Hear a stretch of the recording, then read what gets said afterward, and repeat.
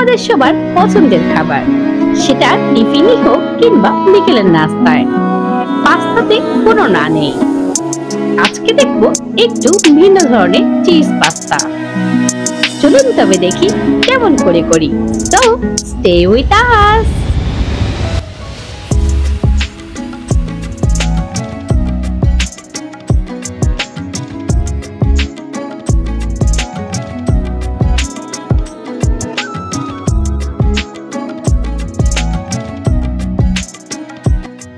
প্রথমে একটি প্যানে 3 কাপ পানি দিলাম।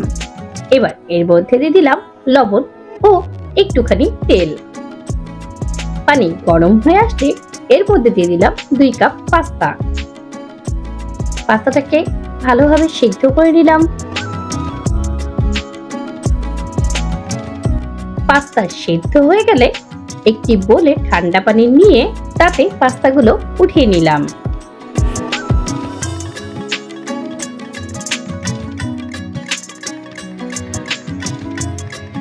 এবার আরেকটি প্যান নিলাম আর প্যানের মধ্যে দিয়ে দিলাম তেল। তারপর দিলাম পেঁয়াজ কুচি, রসুন কুচি। ভালোভাবে ভেজে নিলাম, কিন্তু খেয়াল রাখতে হবে যেন বেশি ভাজা না হয়, আবার কাঁচাও না থেকে যায়।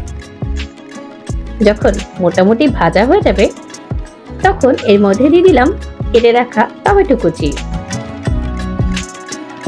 একটু ভেজে নিয়ে কাঁচা ভাবটা কাটিয়ে নিয়ে এর মধ্যে দিয়ে দিলাম লবণ, কালো গোলমরিচের গুঁড়া, oregano, chilli flakes, tomato sauce, soya sauce আর একটু পানি।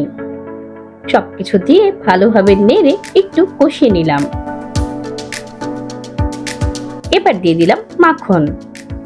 মাখনটা একটু মেল্ট করে নিলাম।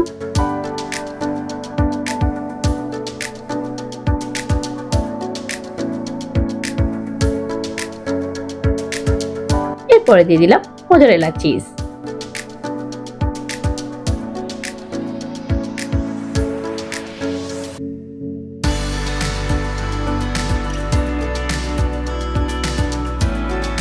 তারপর দিয়ে দিলাম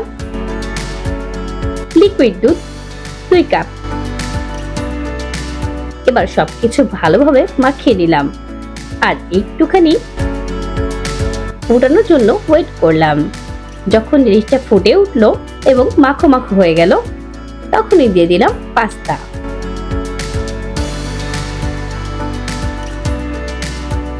পাস্তা দিয়ে সবকিছু ভালোভাবে মাখিয়ে নিলাম।